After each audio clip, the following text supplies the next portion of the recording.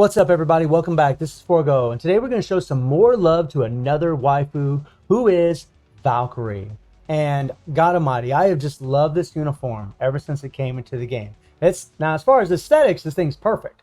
This is a beautiful, beautiful looking uniform. I absolutely love it. In fact, when it first showed up, I was like, this is waifu. This is absolute waifu, big time. And a lot of people seem to think that Valkyrie can't do Knull on her own. Well, as far as a complete solo without any kind of support, I don't think so unless you have Pierce on your cards, which I don't have. But I do have 55% physical attack on my cards, and I do have a decent build, but it's not an optimal build. My Valkyrie has 31,600 physical attack. She has 120 attack speed. She has max critical rate. She has low critical damage. She has 168%. Max ignore defense, max skill cooldown, and her dodge is only 58%. I'm running a CTP of rage on this girl, and I am far from maxed out her stats. She needs way more dodge so she can do a lot more damage. Not to mention, losing that 32% in critical damage is a lot. And then as far as the Urus, I have no Odin's Blessings on this girl. I do have mythic physical attack Urus, and then the rest of my Urus are 5-star. I actually could level these up a little bit. If I had some Odin's Blessings for this girl, some physical attack with critical damage, Odin's Blessings, I'd be slapping those on her and she'd be way stronger. And even though this is just going to be a stage 1 clear, and we are going to be using some supports, she's still just an amazing character because of her passive right here. The ignore target dodge rate by 30% is massive, especially against Knull. Having ignore dodge is awesome, and this applies to all allies, whether they're villains, whether they're heroes. Just an insane character. Not to mention, she is an ABX meta, and she's an amazing support for Moon Knight on Combat Hero Day. And then the damage to supervillains by 50% is massive. The one criticism I've always had about this uniform is the fist skill. This skill is an awesome looking skill, and you get this 40% attack buff. However, you gotta let the damn skill play out to get the fist, to get this buff, which sucks.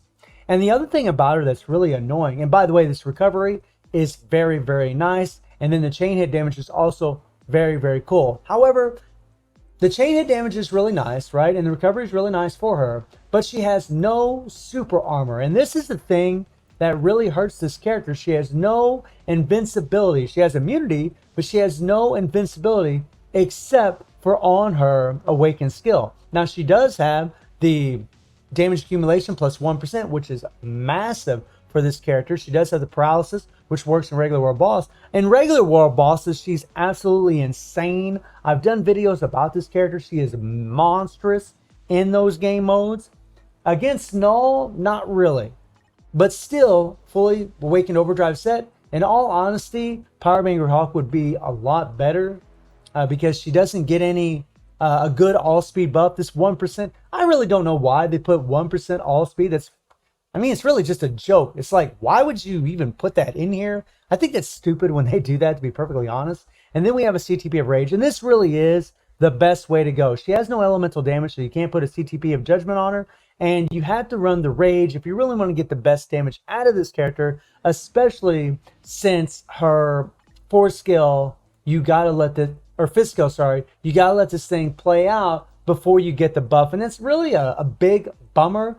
And the fact that she doesn't have guaranteed critical rate really just makes her very RNG based when you're playing her. You know, sometimes the proc will trigger early, sometimes it'll trigger way too late, sometimes it won't trigger at all. It's just, you know, I've complained about the CTP of Rage and way this thing procs, the activation rate, 20% chance rate when dealing a critical attack. So whenever you're doing critical hits, you have a 20% chance of getting the proc off from the CTP of Rage. That's why having guaranteed critical rate is really nice, because it gives you extra chance to land critical hits, therefore increasing your chances of proccing the CTP of Rage. And then she has a normal rank uniform. So guys, I mean, this is far from an optimal build. Normal rank uniform, no pierce on my cards, and we have low critical damage, right? We're missing over 30% critical damage, and yet she could still do Knull with some support on her team. So let's jump into the action and let's rock and roll.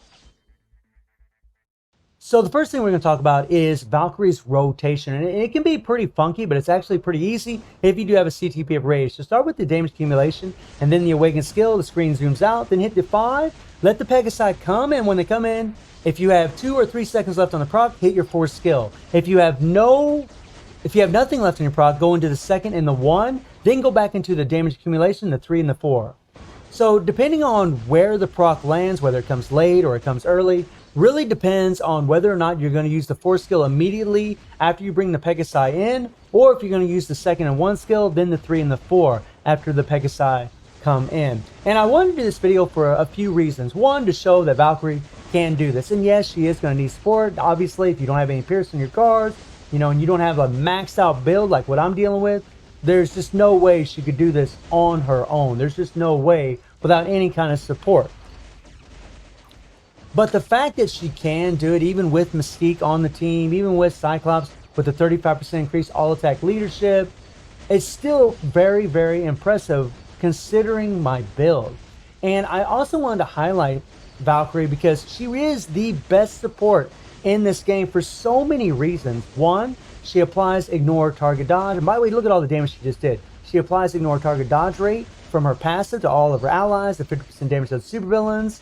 She's also, like I said earlier, an ABX meta on 2 different days. Whether one day just being a support for Moon Knight or another day being the main damage dealer along with X23.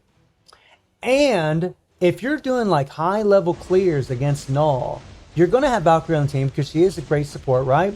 But you're also going to have her because she can do quite a bit of damage. If you have to switch your character out and you have to switch to, say, Valkyrie, if you're in danger, then you can bring her in, do a lot of damage. And it works out really well for her because a criticism I have of the character is she doesn't have any super armor in her skills or in her passive. The only super armor she gets is from the invincibility from her Awakened skill. So when you're using her as a support, which is what most people are going to use her for, they're going to switch her in, they're going to use her Awakened skill, they're going to have that invincibility, and she won't get guard broken. And she will do really good damage. And it just helps, The more damage over time that you do, even if you're switching your characters, the better you're going to do against Knull. Come on, come on, come on, come on. So we'll hit our 3 and then our Awakened skill. As soon as he gets a little closer here. We'll zoom in, we'll hit our 5. And there we go. Now I didn't hit, there we go, we hit the 3-4. I was kind of late on my 3-4 there later. I should have hit it a little bit earlier, but that's alright, that's alright. Mistakes happen, so we're going to run around. The other thing about Valkyrie that's really nice is she just has really great movement speed. But, the thing is, if you are trying to do like these kind of clears with her, if you're trying to do all the damage with her, you will find that she does get guard broken a lot.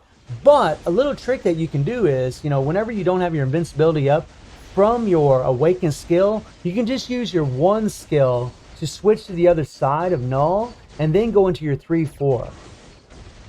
And that will really help you. You see what I just did there? I hit the 1 skill and then I hit the 3-4, so that way I could get to the other side of Knull. That way he isn't guard broken, because once he starts swinging his sword and you do the 1 skill, you'll do an iframe, you'll flip to the other side of him, and he's just going to keep swinging his sword in the other direction. So you can just go into your 3-4 afterwards and do some good damage to him. That'll help keep you from getting guard broken from this pecker. Run over here. And another thing that's really nice is because she has the recovery, we're just going to go ahead and go into our skills here, right? And we're not worried about dying. We're not worried about dying at all because she has a decent HP pool and she has that heal. So you can play fairly reckless with Valkyrie as well, which is also another perk and benefit to this character. Come on, come on. Now I don't want to use my Awakened skill. I want to save it for this last phase of Knull because we really want that invincibility. You see what I did there? I hit my 3 and then I hit my 1 and then I went to the 3-4. And I'll do the same thing. Here we go. We hit our 5, let the Pegasi come in, do the 1, get on the other side, and then 3-4. And I'm playing very, very reckless, very reckless. We just want to try to do as much damage. There we go. We finally went into the next phase.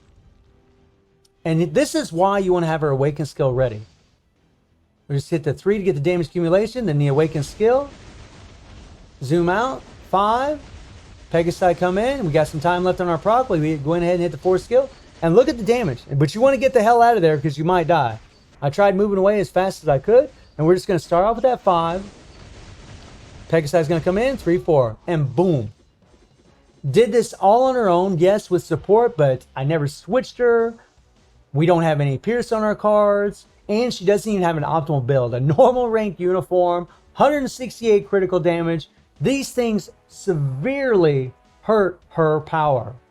So let me know how you're all feeling about Valkyrie getting it done against Knull. Also, I stream on Twitch at Reset every day. The link will be in the description below. And I hope you enjoyed the video. Thank you for watching. Y'all take care and have a good one.